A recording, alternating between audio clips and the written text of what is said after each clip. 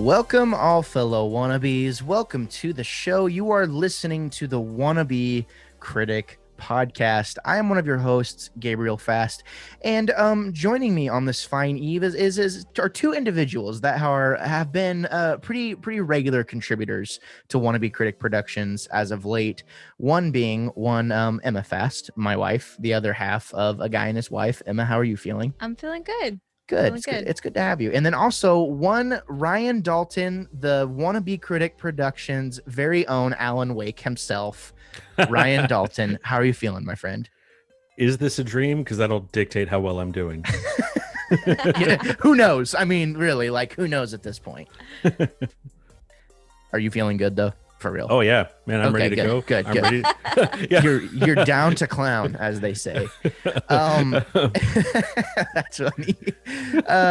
We are somewhat of a smaller crew this evening because as you may know, ladies and gentlemen, we can't always have the main cast contribute, or agree to be on every single episode. People have busy lives, it's no problem.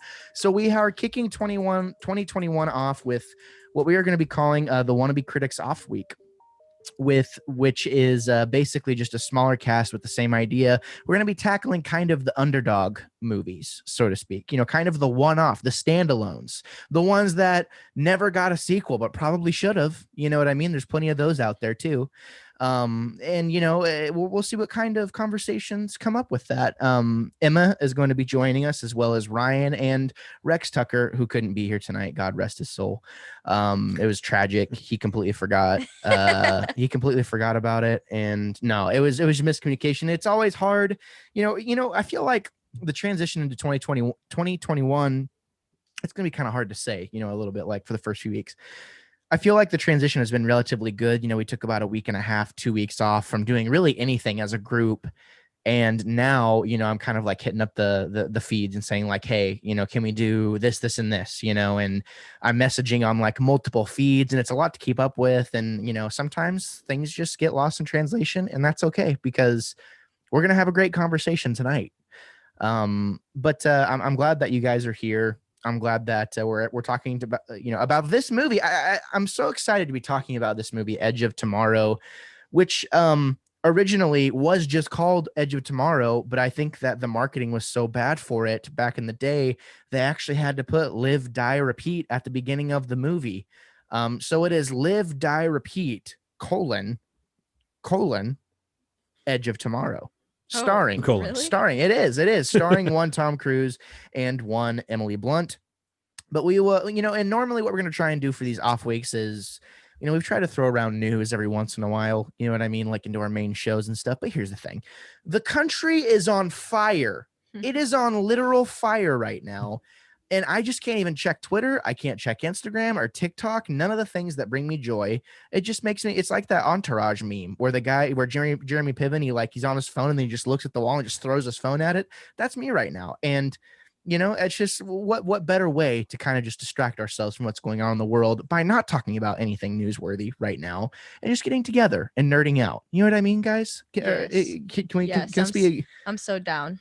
Yeah. Same. For sure. Yeah. It's been, obviously, I feel like it's borderline disrespectful to not acknowledge it. It's kind of like whenever you're talking to people in general, you go to the grocery store and like someone, you see out and about, somehow they recognize you with your mask on and stuff, and they're talking to you. It's almost like disrespectful to not acknowledge coronavirus. We're like, now, how are you guys holding up? It's like, you can't not mention it, So we're going to forego the news this evening. We're not going to talk about it.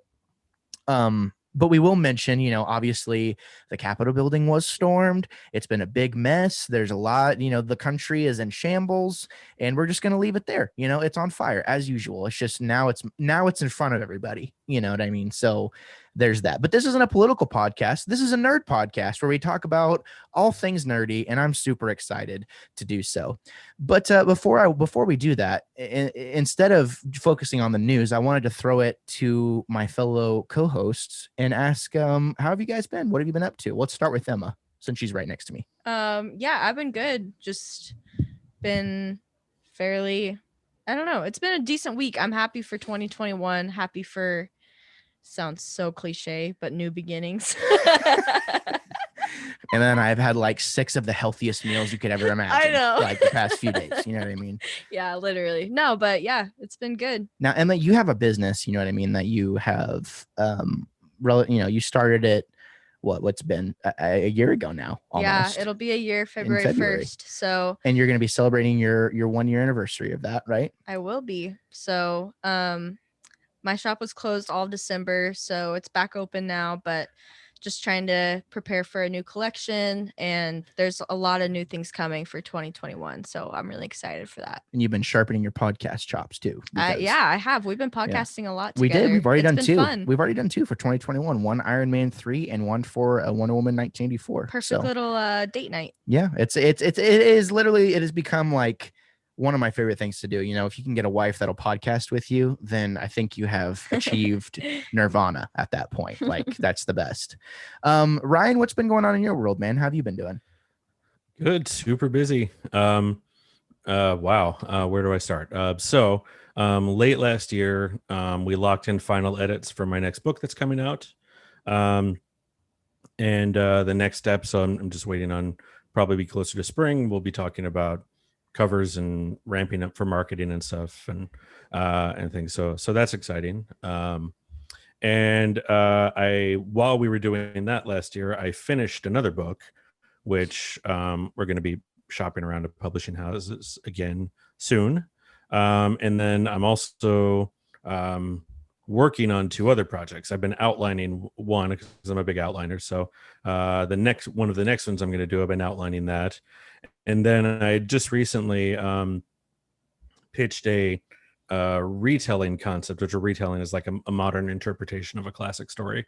So I pitched something to my agent, and she kind of went gaga over it and said, okay, give this to me now. So I'm developing a pitch for that, which is basically a full synopsis, like a multi-page synopsis, and then, you know, the first 3 or 4 chapters. So right now I'm still building out some of the world and the characters, and it's full of intrigue. So I'm building out some of the intrigue before I start writing in earnest, but it's incredibly fun. And it's something that I don't think, at least in children's books, anyone's done before. So I'm super excited to get that out there. So I have a question, you know, because I feel like you and I, we met, you know, it's been back in 2019 at this point, right? Wow. Yeah. Isn't that weird to think about? I've known you since 2019. You mean forever ago? Yeah, literally forever ago. It's crazy to think about, but you know, I don't know. I feel like you and I kind of connected, you know, on a pretty decent level. And then we started talking about nerd stuff, and, you know, I was like, hey, I have an idea for a story, you know, rip it to shreds. And you're like, okay, you know, type thing. And it was great. And I don't know about you, but I feel like I know how you might be. It's like, you're never content with like one thing. And like, for me, I finally have gotten to a point where it's like, I'm doing like 20 different things. And now it feels fine. Like, I feel like I'm good. So like what you're describing to me right now, I feel like I can kind of resonate with that. It's like, okay, I have an idea for this thing. Let's see if it sticks. But I'm also doing, you know, umptillion other things that I also really, really enjoy that I think actually have a chance too. Is that kind of how you like operate on a day-to-day? Like, would you say at this point? Because I mean, you know, I want the listeners to like kind of get a flavor for you as a person, and like really just walk around in your headspace, you know what I mean, and like get a feel for you. Well, at any time I always have at least 2 projects going, and it usually ends up being while I'm like drafting, like writing a book. I'm usually at least thinking ahead for the next thing I'm going to do. I have a pretty big log of at least potential ideas. I have a virtual notebook I keep. It's probably 40 or 50 different novel ideas. I would say I get a new idea like that I think could be viable, average. You know, I get several a year, probably at least. So I file those away for things, and some of them I think are good ideas. I'm just not getting to them right now, or they're just kind of not fitting the career plan that I'm planning out with my agent. So some just sit on the shelf for who knows when. This retelling idea, I had this idea several years ago, but I never thought I'd get to do it. but then I just pulled it out and was like, hey, what about this? Stuck. And it Just may be happened to. so, and it, well, and it seems like something there may be some interest in, so we'll see. That's awesome. Yeah, I'm always pretty busy. Partly it's just because that's my brain, is it's always working on 800 things. Yeah. So I just try to aim that, towards productivity. And partly is also I'm a little bit making up for some lost time. When I was in up through my late 20s, I had a sleep disorder that went undiagnosed for a long time. So I was essentially a zombie through all my 20s. So I always loved writing and wanted to write, but it was all I could do just to, go to work and then come home and collapse. And then I got a diagnosis, I got treatment, I got surgery, I got, help. And within a year, that's when I started writing my first book that got published. It completely changed my life. And now Wow. I've spent the last 10 years after that actually with energy for the first time in my life. And so I've been doing everything I couldn't do before now. It's like Frieza, ladies and gentlemen. He went all that time without training, and then once he actually tried, you never know what he would be capable of. You know what I mean? No, that's incredible. Yeah. And this is not my final form either, I can guarantee you. So. I love it. That's amazing. Well, I'm excited to have you on. I was thinking the other day, like I thought of you the other day. I don't know when I'm going to be like fully through puberty. I'm very comforted that I'm not the only one that happens. It happens, dude. It makes happens me feel good all the time. But I was thinking the other day, I was watching actually Stephen King in an interview, and he was talking about like, okay, I wanted to be a writer. And he talks about, have you heard this story about the nail he nailed to his wall? And every time he would send a story out, to something, and he would get the rejection letter back, he like put it on the nail, and then eventually he had to get a bigger nail because it was weighing the nail down. And I was like, that really made me feel good, because at the end of the day, I think we live in a society, and like that's a big part of a big problem, I think, with really the entitlement of the country we live in right now too, is like just everybody wants to get famous overnight without putting any work in, any shred of work. The vast majority of them do. And anyone that is aspiring to be that thing, I think there is people out there, like yourself, who are putting in the work, obviously, and who want recognition, but you're not going to get famous overnight. You're not going to be successful overnight. That's not how it works. Like, it is an ever-going process. And if you're not willing to make it a lifestyle, it's like dieting. Me and Emma were talking about dieting the other day. Dieting is a sham and it doesn't work. You shouldn't do it. You should change your lifestyle if you want to, quote unquote, be healthy, because it doesn't work. Like, it just doesn't. You know what I mean? Like we've talked about this so much. But then again, here I am drinking beer and soda on the podcast. So, there's that, but you got to make it a lifestyle. And it's nice to have, someone like-minded like yourself, who is always busy kind of doing those things and always kind of like dipping their fingers in different projects and just seeing what happens. It's like, well, if it doesn't work out, at least I tried. I still have the idea for whenever it comes up for a later time. But I am excited for you. Like, I am excited, and I'm excited to see what happens with these side projects, and I hope it sticks for you. I genuinely do. Now, really fast before we move on to the movie, man, I get a little burpy. Well, you have like 2 beverages, like you said. And they're both carbonated, aren't they? They are carbonated. I get a little burpy, and I talk a lot, so that's what happens. Yeah. Now, we had talked. You had kind of mentioned to me about a year or two ago that you kind of like flirted with the idea a little bit of sending in, some comic ideas for some different things. Have you made any headway on that? Like, can you talk about any of that right now? Like, I am genuinely curious. Yeah. It's a little sad. Okay. No, I'm not sorry for the experience. And it's stuff that I still have socked away. I ended up writing 2 full outlines and 1 full script. Because both DC and Marvel, through publishing houses, put out requests essentially for children's authors to send them pitches and stuff for modern youth-oriented retellings and origin stories.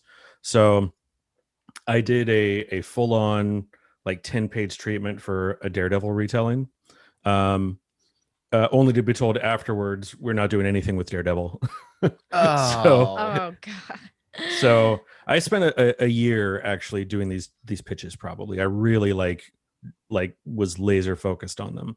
And I did 2 for DC. I did one for Green Arrow, my all-time favorite comic character, and that's the full script I did, and I remain very proud of that script. And I did another one for Adam Strange. I remember you telling me about that one. Yeah, which was kind of like this cosmic. It was like almost like a cosmic love story, sort of. Yeah, but well, then he's with old some too. sci-fi. That's kind of like an older character, that you He's don't a Silver hear- Age character. Yeah, you don't hear a lot about him. But so yeah, I had a pitch that was sort of like, imagine a cross-world sci-fi version of The Time Traveler's Wife, but with some action thrown in there at the end. I had like an initial good feedback on the Green Arrow one. But then it's like at the time I was pitching things, like their publishing arms for those like youth-oriented graphic novels was like there was upheaval and like remixing happening, and they basically just ended up getting ignored. You have to think that graphic novel, because I mean, I have, 15 or 20 books, you know what I mean, sitting here.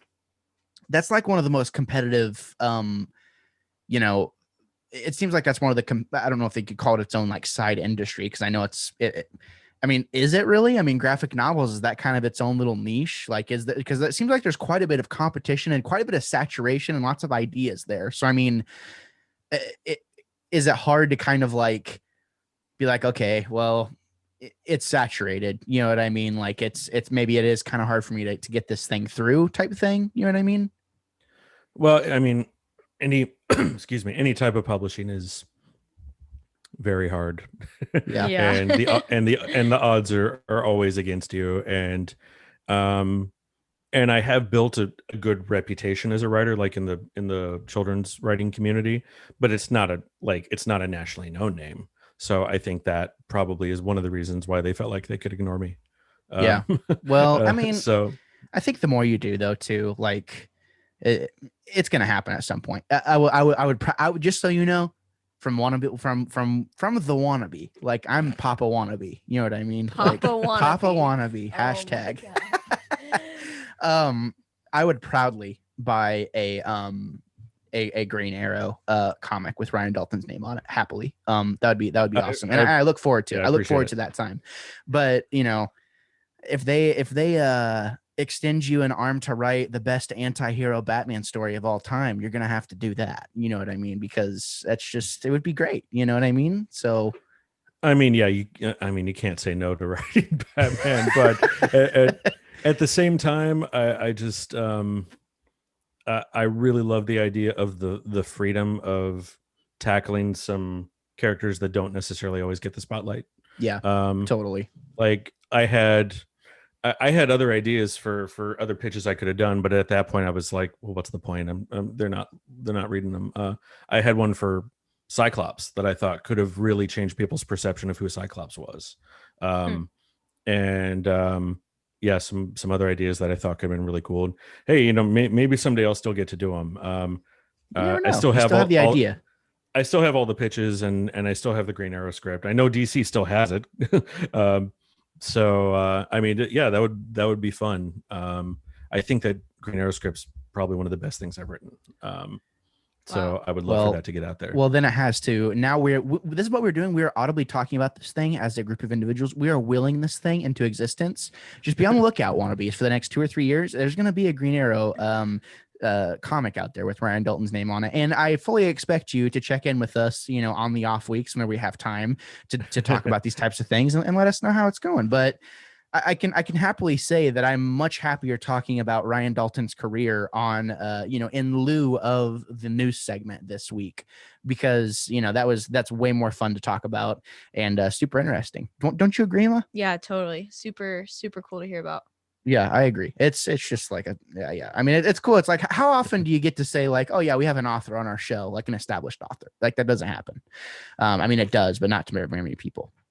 But I'll definitely keep you posted if there's any news. Yeah, please do. I mean, I'm wouldn't that be fun? Waiting. It would be. Yeah. In the meantime, actually the novel writing is going well. So it's, I don't know. It probably seems silly to complain. Oh, DC didn't respond to my pitch when I do have a novel coming out next year.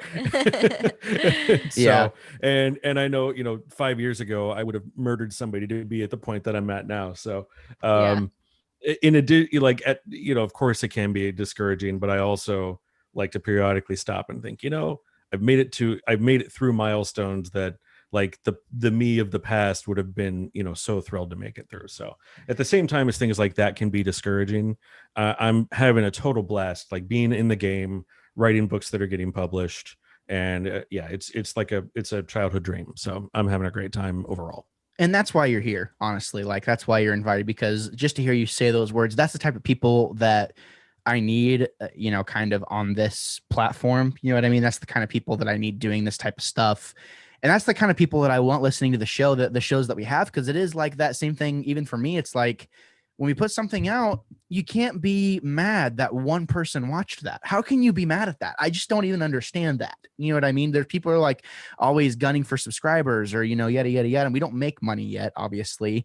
And if we did, that'd be cool. We could buy games for everyone to review on the show, and that'd be awesome, But like now, when I see people, when I upload one of our shows, because it was one of the hardest things ever to transition the YouTube channel to being like the group channel type thing. Obviously, I'm still kind of the head of that type thing, but it's all of us doing it.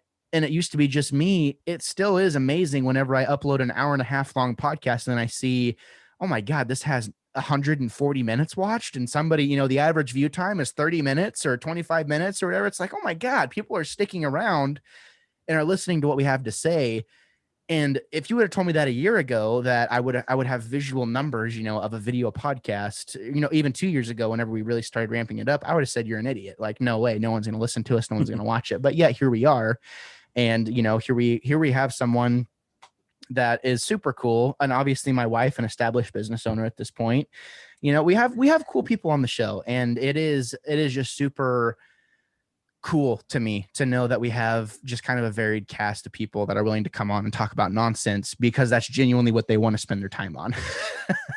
So here we are. And it's a good off week is all I have to say. For the first off week of 2021, ladies and gentlemen, you can expect to hear more of it. But now let's dive into the real meat of our conversation this evening. What do you guys say? Are you ready, Yeah, Emma? let's do it. I'm ready. Emma's been patiently. Do you see my wife and like how she's like kind of, it would have been really easy for her to just like try and interrupt, but she didn't. She didn't want to, like make me feel bad. Yeah. Well, you told me, you were like, podcasting etiquette, don't interrupt people, even if it's to agree with them. So I'm really working on that. Yeah. You listen back to our first few shows, and every 10 seconds Emma's like, well, I just want to make sure people know that like mm-hmm. their opinion is warranted. Yeah. No, it's good. It's good. And I think, I listen back to our shows. I don't have time to listen back to everything that we do.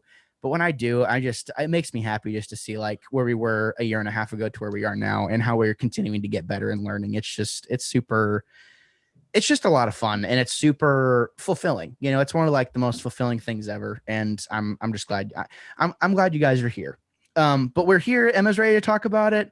Ryan is definitely ready to talk about it. I'm ready to hear you guys talk about it, because I have some things to say, but I feel like I've done all the talking, you know what I mean? Which is usually how it happens, but that's okay.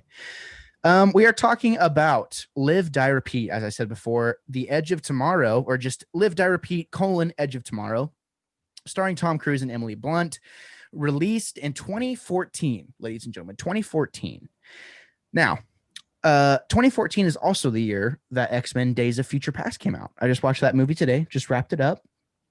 And I have to say, not to give too much away for the show next week, it's kind of interesting to see the difference just in quality, and how it really does make a difference whenever you have millions more to spend on a huge property like X-Men. But I also don't think that takes away from the impressiveness of this movie. So Ryan, since you are kind of our silver tongue and our most eloquent human being on the, and really you're the oldest person here. Could you, wisest. Yeah, wisest. You're the wisest, not the oldest. That's what I'm trying to say. Could you so eloquently describe the plot of Live, Die, Repeat, Edge of Tomorrow? Sure. Tom Cruise plays a weasel a guy who essentially is a PR guy for the military, trying to essentially get more recruits because they are fighting an alien invasion and it is not going well. And he ends up offending somebody that he shouldn't have offended, and basically told, okay, well, now you're going to be a boot on the front line. And when he gets on the battlefield, he is killed almost immediately, which is a funny way to start a movie. But then something happens after he dies that he immediately wakes up back at the point where he arrived at that camp as this this boot that was just thrust into the war against his will. And he finds that he continues to go to that same battle and continues to panic and pee himself and die until many times after that happens, he starts to get a handle on, maybe with all this dying, I can actually learn like how to do better on the battlefield. And he ends up improving and, in video game fashion, sort of advancing farther and farther with each time loop. But then something interesting happens when another character, Emily Blunt, reveals that she understands what's happening to him because it has happened to her.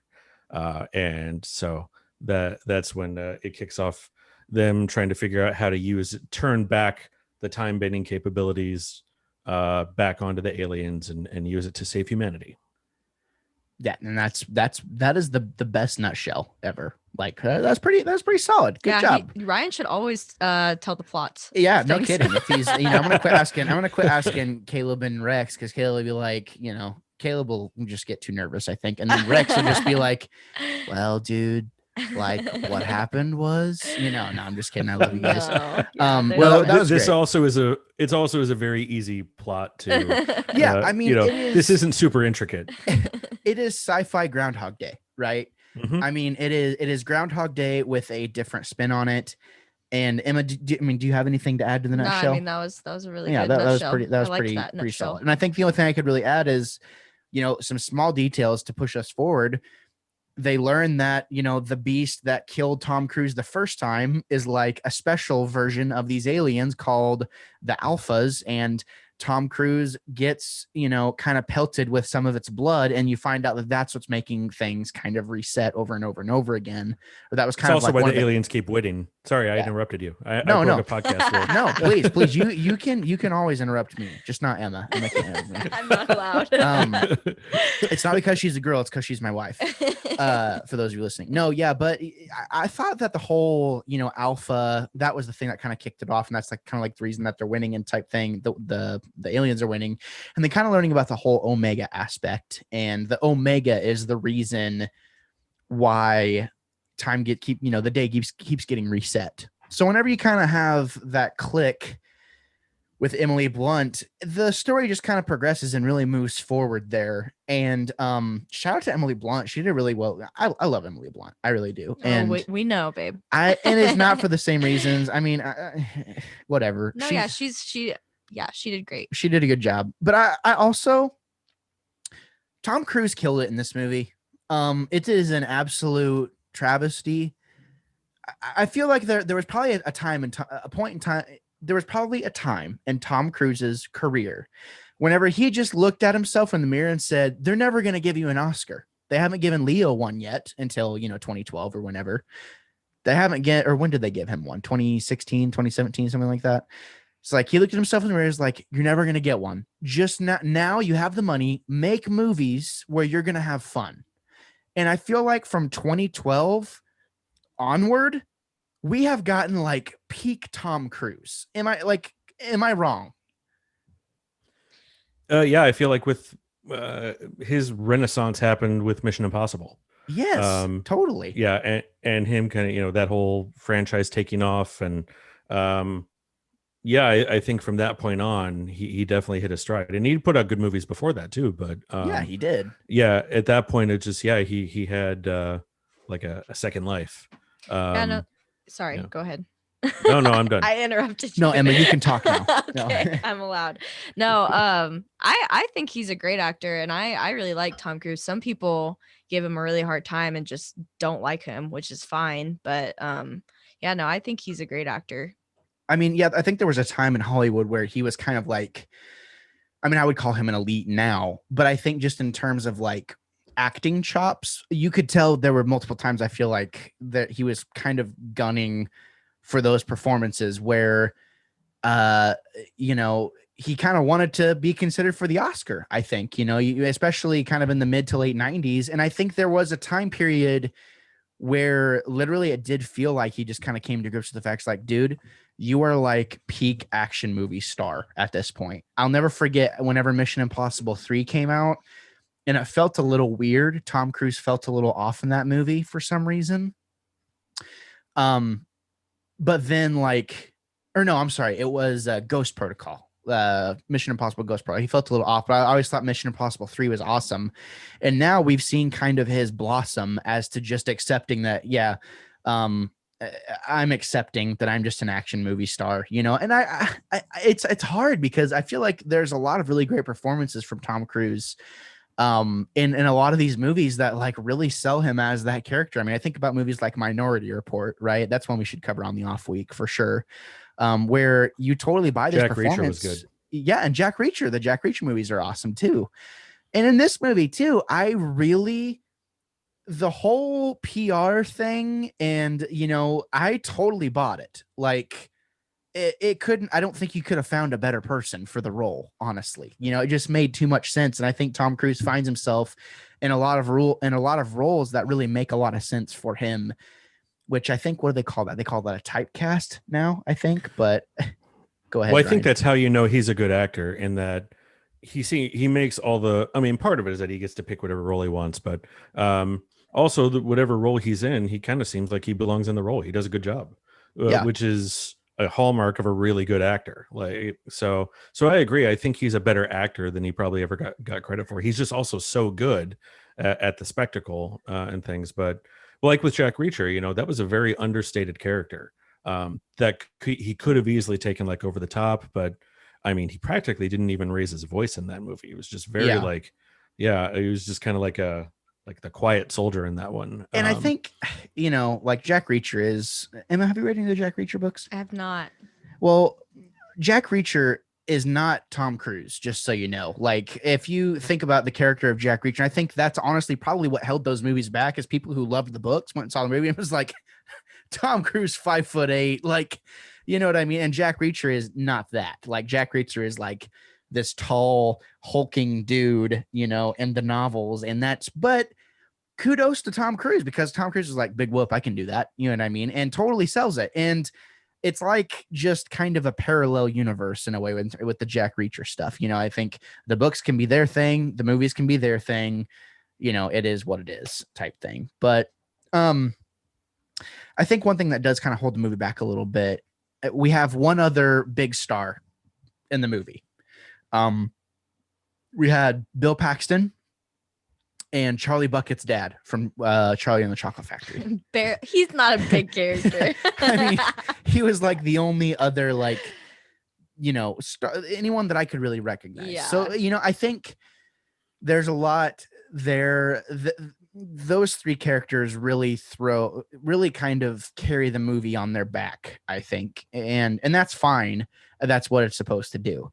Now, Ryan, you had mentioned you had read the novel. Are you talking about the graphic novel, or is there an actual novel that I don't know No, about? there was a novel, yeah, and I don't know if the manga or the novel came first, but it was a Japanese novel. So, and it was called All You Need Is Kill. Yeah, and there were some significant differences. I mean, the core concept is the same, but he's much younger in the book. He's like 20 years old, and he's like a fresh green kid forced out onto the battlefield, essentially. But it's a similar thing. Like, that was part of the fun, is seeing Tom Cruise play this weaselly character at first, because he doesn't usually play that. In the book, it's a kid who's, you know, never seen battle before, and so he panics and pees himself and dies in very short order. and yeah, and there were some other differences once we get like talking towards the end. There's a major element of the book that's very, very different about the end that I enjoyed more about the book, while knowing that like a Hollywood movie would never do it. So we can get to that when we're talking about the end. But yeah, I remember reading the book and then hearing like, oh yeah, this may be a Tom Cruise movie at some point. Like, really? Wow, okay. But I loved the book initially. It was a lot of fun. Yeah, I mean, I remember reading the manga years ago, you know what I mean? And it was it was gaining traction right as the movie was coming out. So I remember stopping reading the manga because I didn't want to be spoiled on the movie, which is dumb. I should have just read it.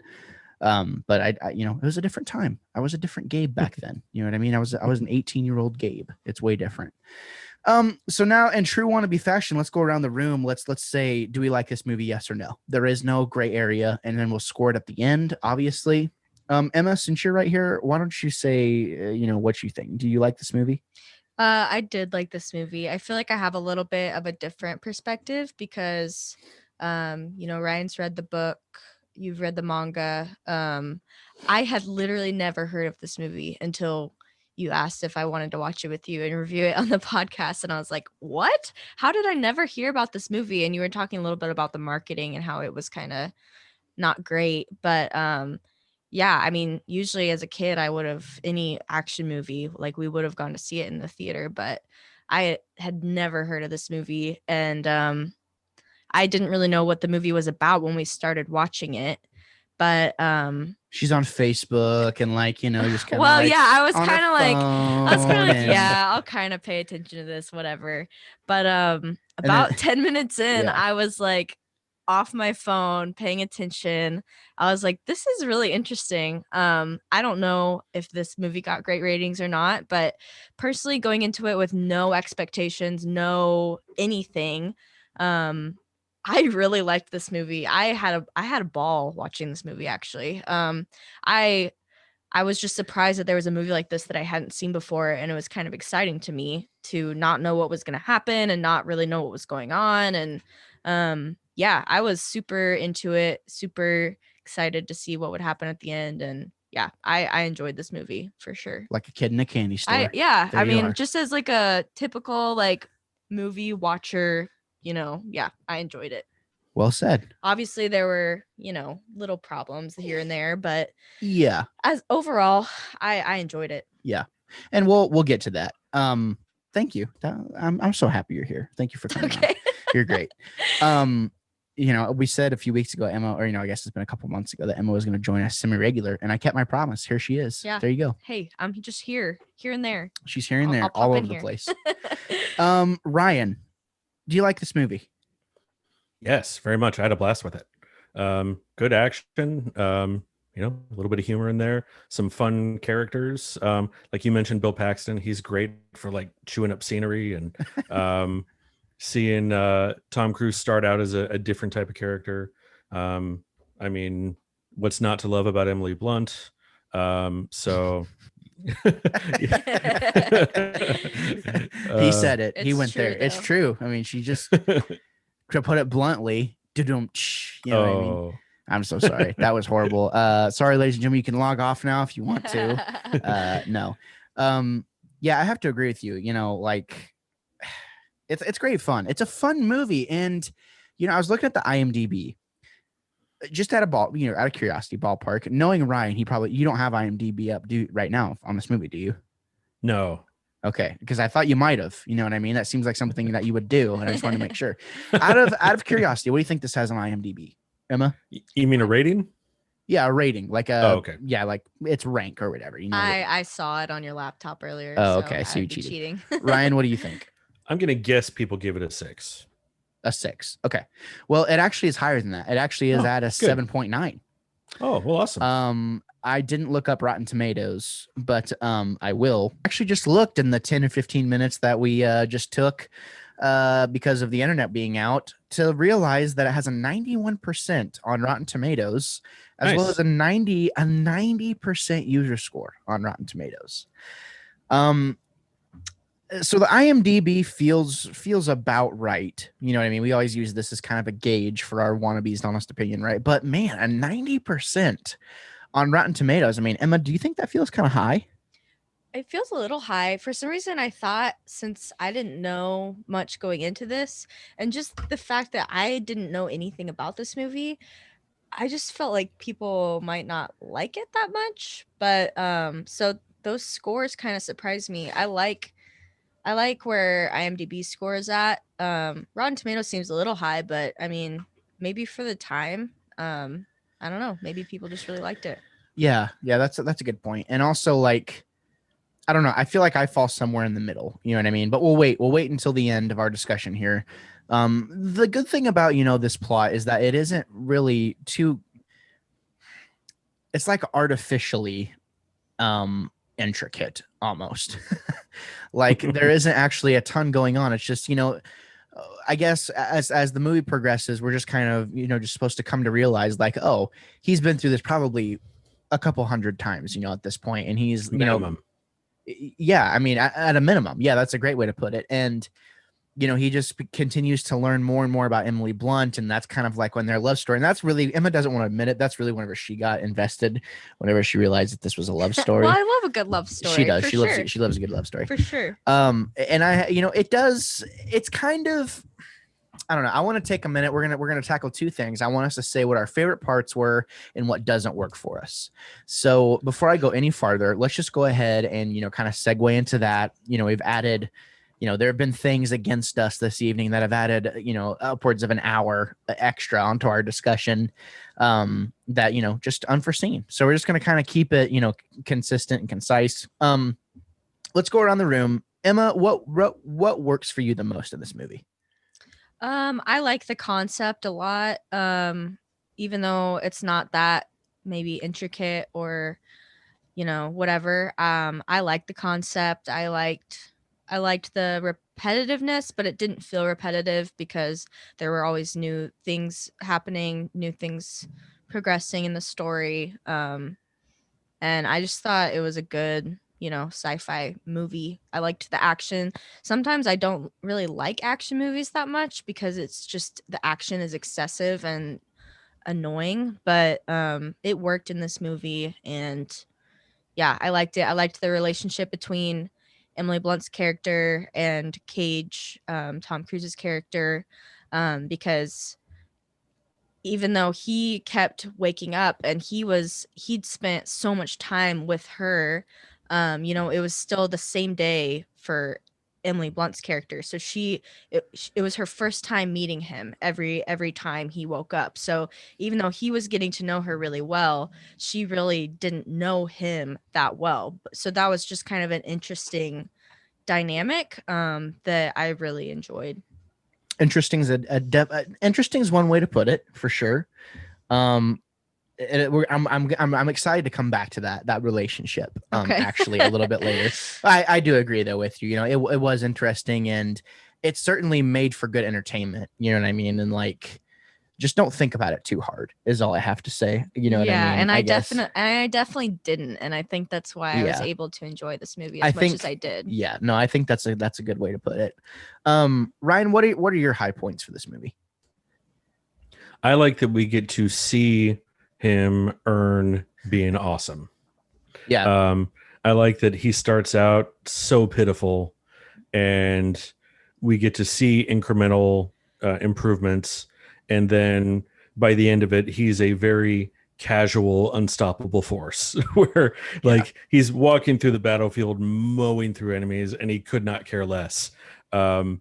Because it's just so old hat to him at that point. I really liked seeing that whole progression, and I thought they did a good job of that. And all the work he puts in early on and all the failures early on make it really satisfying when you get those scenes where he's completely unstoppable. I thought that was a really cool progression and a really cool payoff.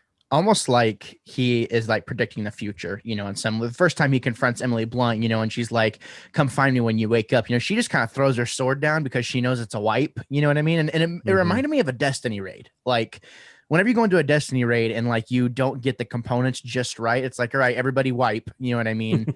And literally you just start all over, you know, from the last checkpoint type thing. And that's kind of what it felt for me. And there were a few high points for me that I really liked. I totally agree with you. Like showing us kind of what he has to go through every day to get to the point to where he can make any progression whatsoever. You know, in the first point that he realizes like, oh, I can actually break off and go find her, you know, and like he tries to roll under the car, you just hear, ah! Like, you know, you hear him like get run over and he starts over. It's like, frick, you have to restart from, you know, from that point, you know, that every single day. And those little subtleties they build. And one thing I thought about, they called Rita, Emily Blunt's character, you know, the angel of Verdun, whatever. I thought about it as like, oh, she killed 100 mimics her first day or whatever. And I thought about that more. It's like, she has been, because the same thing happened to her, right? That's how they were able to connect. The same thing had happened to her. And that's kind of where the story takes off, which is relatively convenient when you think about it. Like the commander of the force, you know, happens to have this thing in common with Joe Blow Nobody. But you know, it's good for storytelling, whatever. But she had been through that day so many times to where her legend kind of amounted to a bigger thing because she had been through this thing. She was able to kill 100 in one day. Like that wasn't a myth. And you see him, you know, as Tom Cruise, he's kind of like mowing down these things day by day, especially whenever he gets frustrated. You know, it does in fact remind me of Groundhog Day whenever Bill Murray does have his darker days where he just wants to try and end it type thing. It's like you see him just trying to kind of he is trying to push the plot forward. Like he wants to push the plot forward. And you know, is bordering some fourth wall type stuff there because he's just as irritated as we are as the viewers. You know what I mean? And like, I really like that they showcased that, but it just added kind of another layer to Emily Blunt's, you know, like legend, quote unquote, of sorts. I think the mimics are a cool concept. It really reminded me of like something I might see in like a Mass Effect game or something like that. But I do have to ask the question before we kind of talked about our highlights and talked about a lot of this stuff already. Before we kind of move into our low points, did the CGI and like special effects like kind of throw you off a little bit? Yeah, they threw me off a bit, and that was kind of one of my low points, especially with like the aliens. But yeah, what do you think, Ryan? Yeah, it didn't. I'm trying to think what my first reaction was. It's hard for me to tell whether it was just maybe they spent their more budget elsewhere, or if they were going for a particular look and a particular vibe from the aliens that seemed off on purpose. I don't know either way. I do think they're meant to be unsettling and like feel kind of not real. But yeah, I'm not sure how much of that was just a production product and how much of it was deliberate. It didn't bother me. I mean, they definitely do stand out. They look very different than how they're described in the book, but I think if they had tried to translate the book aliens, it would have looked silly.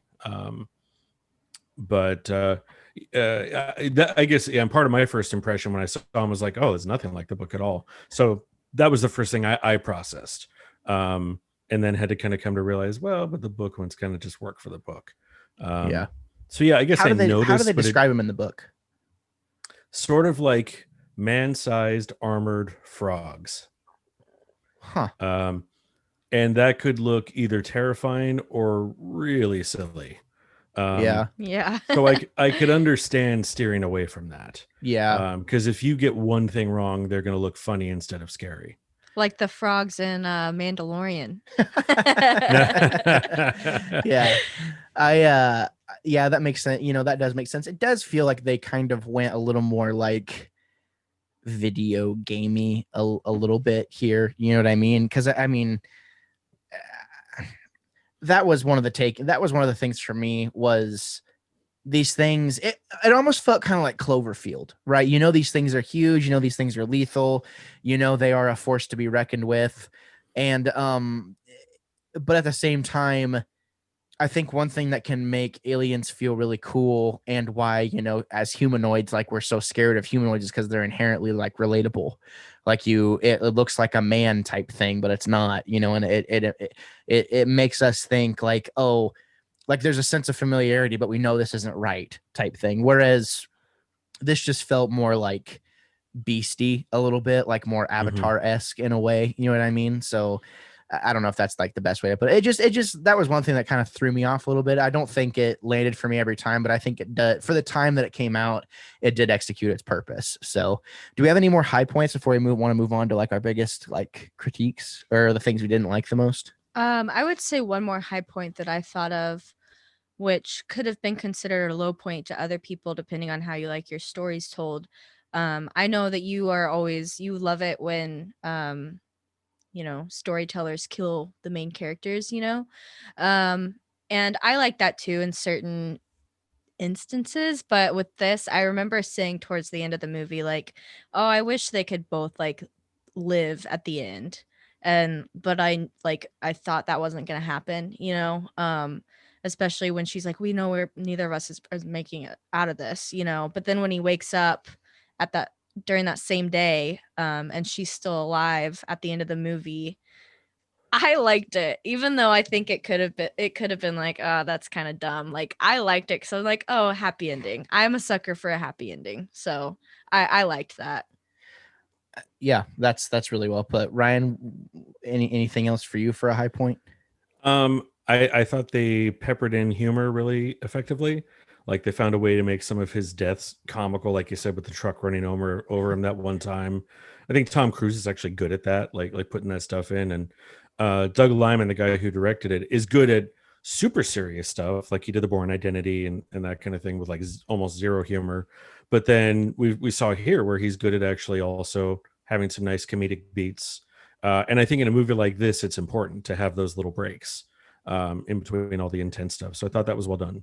I totally agree. And I agree with both of what you guys were saying. And I think it's kind of weird to look back on this movie whenever we do see so many filmmakers and TV show, runners and things like that trying to be innovative with their storytelling and trying to find the most gripping screenplay and trying to find like the best way to tell a story. And, oh, how are we going to kill Ed? And, all this other stuff. And it was just kind of nice to kind of go back to a time period whenever movies had a sense of generic about them and they weren't not everything was trying to be a Marvel movie and be so cutting edge. It was just like, oh, it's an easy story to tell, executed well. You know what I mean? And I don't know. It feels like we're moving more and more away from these kind of, I don't want to say cookie cutter movies because that's not what I'm saying, but I think honestly, generic feels like the best word. From 2008 to 2011, you had all these movies kind of coming out that kind of felt a lot like each other, whether it be a rom-com or an action movie or the buddy comedy, or like we're seeing less and less of those, especially like in a COVID time. It feels like we are seeing less and less of those. Somehow I got my microphone wet. Maybe it's because I'm spitting on it whenever I talk or something. It happens. Showbiz. Yeah, showbiz. But yeah, no, I think the high points for me really there's just a lot of small things that really I think make a difference with this movie. And aside from some CGI things, I think it's aged really, really well. Now, that being said, we've said a lot of really great things about it. Was there anything really in particular that came to your mind that you were like, yeah, this doesn't, like, I see what they're trying to do, but this doesn't necessarily work for me, quote unquote? I think the only thing for me was just, we talked about it a little bit, but the aliens themselves weren't scary and intimidating enough to me. Um, and I have a hard time with alien movies anyways for that reason. Like I feel like a lot of times they come across more as like just cheesy and just they don't seem like a scary thing to be afraid of, like a true like Antagonist. yes, yeah. As much as like humans are to me. But yeah, so I just wasn't super crazy about, the way the aliens looked, the way they acted. With aliens, I like a little bit of mystery, but it was just kind of like all like in your face, like blah, So that was my only thing that I didn't love. And to just kind of piggyback off you for just 1 second, I feel like the aliens themselves are mysterious, but they didn't tell us that they're mysterious. They didn't say the most mysterious thing was the Omega. But like we just kind of took the aliens, the mimics at face value. We know that they're hive mind. Okay, that automatically makes them like autonomous at that point. Like there's no familiarity. There's no like sense of real fear, because at that point it's just like, oh well, you're a machine, you know, and you're not an alien, you're a machine off of, you know, running off of a hive mind, which it's kind of, I agree with you, kind of sucked me out of that just a little bit. You know what I mean? It became less, it felt less alien-y, you know what I mean? So yeah, but like I said, like I am picky with my aliens, like Yeah. so I don't know. well, you can be picky all you want. You're not welcome here. No, I'm just kidding. The hive mind thing is a shortcut that screenwriters will take so that once you destroy the big bad, all the lieutenants will die magically. Yeah, That's why they do that. Yeah. yeah, I mean, it makes sense. It does. And I'm not saying that that's like the best thing to do. It's just that it's expedient. Totally. Yeah, and I mean, it is kind of a double-edged sword, because does it give us more time to focus on the 3 or 4 characters that we really like? Yes. Yeah, I think so, because we're thinking less about the antagonist. But at the same time, it's not like there's 3 or 4 moving parts in this movie. There is the good guys and the bad guys. That's it. Yeah, because like for me, like I'll sit here and complain about it and be like, I didn't love the aliens, but I also don't know how they could have done it better. Like I don't know what I would have done differently. So Without making it 3 hours. Yeah. I mean, so That's the thing. It would have had to have been a different movie. right. Yeah, Exactly. literally. Yeah, in order for Star Trek, for you anyone? to well, yeah, I mean, you could have done a thing that where like if they're not a hive mind, maybe there's some aliens that don't agree with what they're doing, and so Yeah. that throws in a third party. But that wasn't the story they were telling. so. Yeah. Yeah, and that's fair. Was there anything else for you, Emma? No, that was about it. Okay. What about you, Ryan? Was there anything that just doesn't really click or work for you in this movie? Not necessarily doesn't click. I could just tell, by the time you get to the third act, you can definitely tell the movie's ready to end. The third act is a little bit long, and it's just because they had to have a full third act. And so kind of the part of like being on the plane and getting to the site where the Omega was and all of that's drawn out a little bit, but they had to, so it wouldn't be an hour and 20 minutes long. Yeah. That's my only criticism, is that at that point, I feel like there's a little bit of wasted space there in like the storytelling. But so you're kind of ready for them to get to it by the time they get to it. But that's a nitpick. Yeah. And I mean, I think that's honestly, was that all you had as far as like things that, yeah, I mean, just to kind of I piggybacked off of Emma. I'm going to piggyback off of you too. I think once we realize that the Omega isn't actually at the dam, and then we still have 35 to 40 minutes left of the movie, it does feel a little like, okay, come on.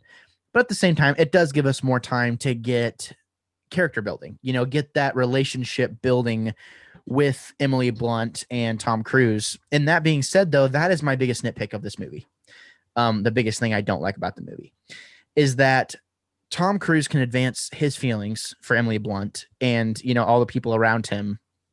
And I guess it is kind of hard to put yourself in the situation whenever someone comes up to you and literally tells you've whittled down trust, and like you've gotten them to reveal a little bit each day that they didn't reveal the day before. And like, but at the same time, just because someone like would walk up to me and know, it's just hard for me to put myself in those situations of, yeah, I would say that thing. And that now, him and Emily Blunt, like it's implied that they might get together type thing, or, that they at least have a chance. And I think that is an interesting concept. But during that relationship building, I know they deliberately make points to steer you away from thinking this is impossible. Like this shouldn't work. Like whenever they're in the town and, he's making her coffee and stuff like that. And, on the way there, he was saying something like, oh, your middle name's such and such. But then at that time when she died, she's like, my middle name's Rose. And there were times I enjoyed the dynamic between the two of them.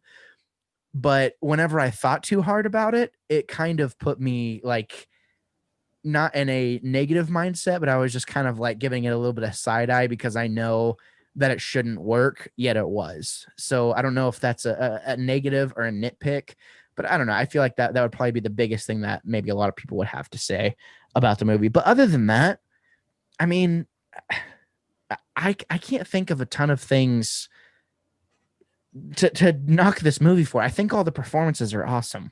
Yeah. You know what I mean? Like the performances are good. The CGI was good for the time and still is pretty good. They totally ripped the body suits out of the Matrix Revolutions to fight the mimics. But whatever. Mech suits have been around for a while, but I mean, does anyone have anything, or was there anything? Ryan, you look like you kind of wanted to say something whenever I was talking. What did you want to piggyback off that a little bit? You're getting to know my expressions. Yeah, that's just a pointless musing. You raise a very good point, just about like the one-sided intimacy. So I was thinking, okay, how would I, were I the writer, try to explain that? And if I were doing it, I would have had a scene where she realizes he's doing something to sort of like, not in a like a creepy or evil way, but sort of manipulate her.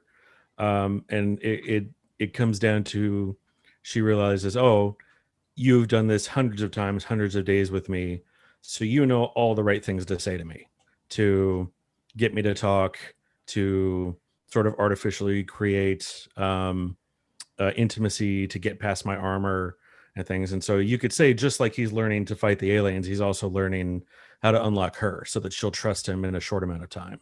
totally. That's how I would do it. And I mean, I think that's what they were going for, right? I think that's kind of why. But Joe Blow moviegoer, right? They're gonna look at that and be like, "Now what the heck, man?" You know what I mean? Like, so it is a small criticism, and I like the way that you put that, and I do think that they tried to kind of move that along in the scene, where he is making your coffee and stuff like that, and he's intentionally taking his time, and she's like, "Come on, let's go, let's do this," and he's like, "No, like every time we get here, you die." It's and like it's almost like that's their version of having like a disagreement as a couple or something like that. You know what I mean? Like that. It was just kind of an interesting way. It was super well done, because how hard would that be to do, to tell a story like that and push these characters, make us, first of all, buy that Tom Cruise is falling in love with her, and also get us to believe that Emily Blunt is totally trusting him every step of the way. And I think whenever you look at it that way, I think I like that more than them, like totally falling in love for each other. And it is nice. They didn't throw it in our face at the end. Yeah. They just nodded. They gave us a little tip of the hat. It's like, all right, now you have, this could go anywhere. You know what I mean? And I did really like that. But man, yeah, I don't have a ton of bad things to say about this movie. I think it's severely underrated, personally, at least by IMDb standards. So what do you say? If does anyone have any final, let's do this. Final comments, and then we're going to score this bad boy. What do you say? Sounds good. Cool. All right, Emma, you go first. I enjoyed this movie. I give it an 8.5 out of 10. I don't know that I would sit down and rewatch it just by myself, because I feel like it's a story that once you get the story, you got the story. But if someone who hadn't seen it before wanted to watch it, I would enjoy watching it with someone else for the first time. But yeah, no, I really enjoyed this movie. 8.5. Well said. What do you think, Ryan? Yeah, it was great. I'll tell you, it's one of those that perfectly illustrates something I say, because I end up getting sometimes in debates about stories with people, and if it's something that they loved and I proceed to dismantle before their eyes, they don't tend to enjoy that. And I've had a couple of people say, well, you're just you have impossible standards and you're looking to destroy things, which is the opposite of me, because I love loving good stories. And so what I always tell them is, all I'm looking for is a good story, well told. That's it. But there are not that many stories that do that. No. But this story does that. It effectively accomplishes what it is trying to do. It's objectively doing its job. Yeah, that's the thing. And that's I think a way to objectively measure a story. Even if it's a story that's not necessarily for you, you should be able to look at it and say, okay, whether this is my thing or not, I can evaluate, is it doing a good job at accomplishing its goal? And I think this movie did. It had a simple goal and it did a good job accomplishing it. Well said. What's your score? Oh, 8. Solid 8. Yeah. Solid 8. Okay. Mm-hmm. Right on. So we got an 8.5 from Emma, the lone female. On this episode, we have an 8 from the professional, I am going to throw a curveball. The more I talk about this movie and the more, this is the beauty of podcasting, ladies and gentlemen. The more I talk about this movie and the more I think about it, the more I like it. And I totally agree with Emma. There are certain movies out there where it's like, it's way more fun to watch it with someone when they've never seen it before, like Groundhog Day, like this movie, like, think about like a movie like Unbreakable. It's really fun to watch with someone for the first time. I think this movie is severely underrated. And I think I'm going to side with Rotten Tomatoes on this one. I think I'm going to give it a 9. Interesting. Okay. I was like dead set on an 8.5, but the more I thought about it, I was like, no, it does its job, and there aren't very many plot holes. Like it does a good. That's the kind of the beauty of focusing on 3 or 4 things for the majority of the time, is that there's not a lot of loopholes. You know what I mean? Especially whenever there's a reset button. Where literally every possible path this man has taken, and like little scenes like whenever he goes to talk to the general and he's like, yeah, we get to this point every time, he's like, we never got here before. You know what I mean? But they've obviously done that however many times. I love that. So yeah, 9 for me. We have an 8, 8.5, and 9. Very so, nice. Look at us go. The wannabes have spoken. The wannabes have truly spoken. Go ahead. Sorry. I was just curious if you wanted to hear how the book ends. Yeah. So how does that? What are the differences in the book? It's interesting that it's different, and you'll understand why I said a Hollywood movie would never do it. In the book, Rita is also in her own time loop, so they both have overlapping time loops. So it gets to the point towards the end where they know they're going to go try to kill the Omega, and just kind of out of nowhere, Rita attacks him, and I'm forgetting the character's name in the book. It's obviously different than Tom Cruise's character's name. But she attacks him, and like full out. And he's kind of defending. He's like, what are you doing? They're both full armor. She's going all out. And she tells him she figured out some time ago that one of them was going to have to die before the other goes after the Omega. Because what would happen is if they kill the Omega, one of them is still going to be stuck in their own time loop, which means they'll have to do this over again anyway. So there can only be one person in a time loop that goes to kill the Omega. And if if there's 2 of them, they lose automatically. So she forces him to battle her to the death. And then after she essentially puts him in a position where he has to kill her, that's when after that he goes and he defeats the Omega. Wow. Yeah, it was awesome. It was book. It was a really awesome twist that you don't see coming at all. But again, a Hollywood movie would never do that. Right. Especially the 2 darlings of the movie industry, right? Emily Blunt. That is a really cool plot twist. That is really like cool. So, I mean, he just ends up being miserable for the rest of his life then? Well, I'm sure he finds a way to soldier on. He gets therapy and he's fine. He moves on. Yeah. That is a really cool twist. And, shout out to the book, because that'd be kind of, how many pages is it? Do you remember? It's not very big at all. It's a very quick read. I read it in an afternoon. Oh, wow. Okay. Well, that's pretty cool. I mean, I have to check that out, see the differences. You're going to inspire us to read a little bit more novels. I'm already reading more. Emma's a reader. I'm not. I'm thinking that's about my goal. Yeah. That's always trying to get us to read more. So, well, there you have it, ladies and gents. The Edge of Tomorrow, the very first off week from the Wannabe Critic podcast. Super duper excited to get this project off the ground. Rex will be joining us next time in 2 weeks. Obviously, next week is the main cast, where we will be talking about X-Men First Class, which I watched yesterday, and then I also watched X-Men Days of Future Past today, and I also started X-Men Apocalypse today. So lots of X-Men going on. Excited to talk about those movies, but I am going to be just as excited to get back to Oblivion, where we can talk with our off week hosts. So look at us go. It's going to be great. Cool. Awesome. To sign things off, Emma, where can people find you? You can find me on Instagram at Sage and Clove. It's my business page. It's also my personal page. So it's a hybrid page. It's a hybrid. Yeah. Look at you go.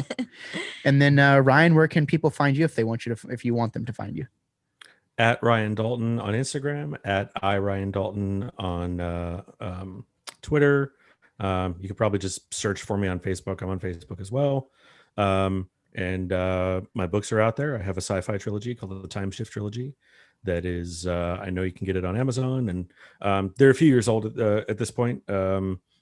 my next new one doesn't come out till next year. So because they're a few years old, you'll find them in some Barnes and Noble, but like not a ton of stores. So online's the best place to go if you want to find them. There you have it. There you have it. And then also you can always find us at Wannabe Critic Productions on Twitter. You can find me at Gabe Fast, or you can just look up, what is it with Twitter having like multiple ways to find somebody?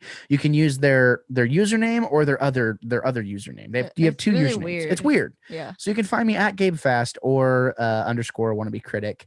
I tweet a lot. I have a lot of opinions. Not right now, because I said in the outset, the government's on, the country is on fire, and I just don't want to see it. I don't want to see it. And I'm just not going to be tweeting for a little bit. All so right. there's Okay. that. But until next time, ladies and gentlemen, we have a lot of stuff coming up, and we look forward to talking to you again. So thank you for listening, and thank you for preparing yourselves for a plethora of hot takes and potentially unpopular opinions. Say goodbye, Emma. Bye, guys. Say goodbye, Ryan. Bye. Whatever possessed you to check out the podcast or the YouTube channel today, I just want to say thank you so much for doing so.